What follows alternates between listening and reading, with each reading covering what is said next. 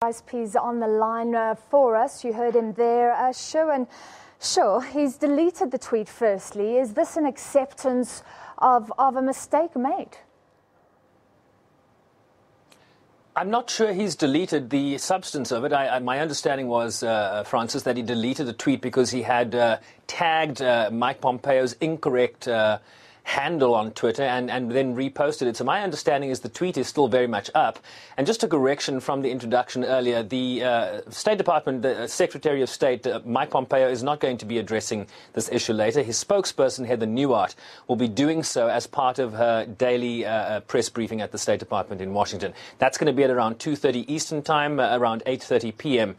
South African time. Basically, because it seemed that maybe they would try and ameliorate the damage for South Africa. None of what you're saying is good news for us.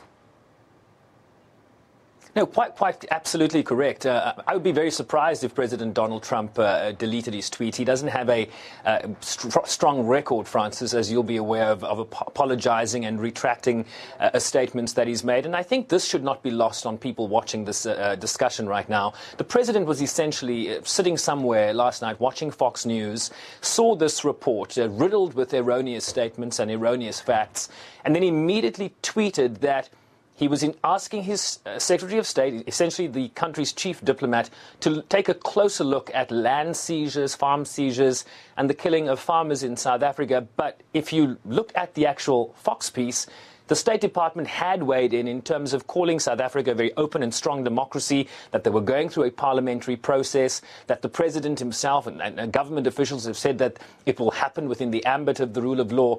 So the State Department had weighed in and created some form of balance, if you will, in Tucker Carlson's investigative reporting. Certainly his words, not mine. And then to say that you are then asking the very same people that have already weighed in on the matter to go and do something different? This is the conundrum we face in this discussion, Francis. Let's just look at that Fox News report. President Cyril Ramaphosa has taken land from white farmers, it said, just because they're white. Where on earth are they getting this information from? They're getting it from the AfriForum group. I mean, the CEO and deputy CEO were in the country earlier this year. I mentioned the fact that Ernst Roots was interviewed by the very same Tucker Carlson in May, I believe, of this year to talk about his book, Kill the Boer, essentially arguing in that book that the South African government is complicit in the farm murders, providing absolutely no context to the demographic makeup in South Africa, and speaking very much to white nationalist group in the United States that is also a very core component of President Donald Trump's electorate. And let it not be lost on you, Patrick Gaspard referring to the criminal cabal that the president is trying to distract from. They are, of course, midterm elections. And so all these type of white nationalist discussions tend to motivate the base in terms of turnout in those November elections. And very, very important to President Trump at this point in time, Francis, is retaining control of the United States Congress, or at least the Senate, so as to protect him from possible impeachment. Now, the Democrats are not talking about impeachment at this point. This is still a criminal investigation being run by the special counsel into Russian collusion, the special counsel Robert Mueller, going very methodically in terms of this investigation. You saw the conviction against the former Trump campaign chairman, Paul Manafort, this week. You saw testimony from his former fixer and private lawyer, Michael Cohen, essentially implicating President Donald Trump in corrupt practices in terms of campaign finance violations. So the president is very concerned about what could happen down the road and shoring up his base.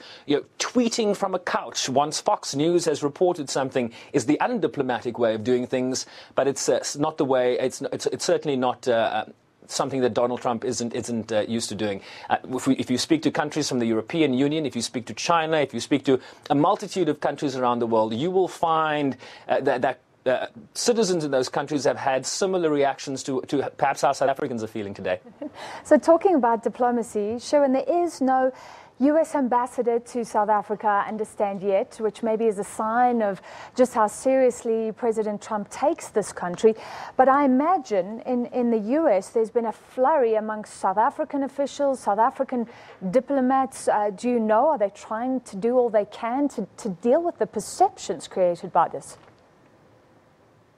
Well, they're waiting, Francis, for direction from the Department of International Relations. We understand that, I believe it is the Director General, but you can check on this, is going to be meeting with what you call the charge d'affaires, essentially the deputy head of mission, but kind of the head right now, given the absence of a full-time ambassador, which is yet to be appointed. And the South African embassy in Washington telling me that they are deferring to head office in Pretoria, awaiting instructions on how they should engage with the Department of State. I mean, of big concern is the suggestion, certainly from that gentleman from the Cato Institute, suggesting that, A, the White House should repudiate this, but in addition to that, should threaten South Africa's expulsion from the Africa Growth and Opportunity Act. These are very big concerns for the South African government. If this was, a tweet shooting from the hip, and maybe that's all it might be, the State Department needs to come out quite strongly and make that very clear.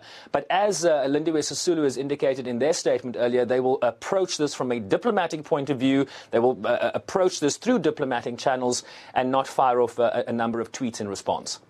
All right, thank you very much. Our reporter in the United States, Bryce-Pease.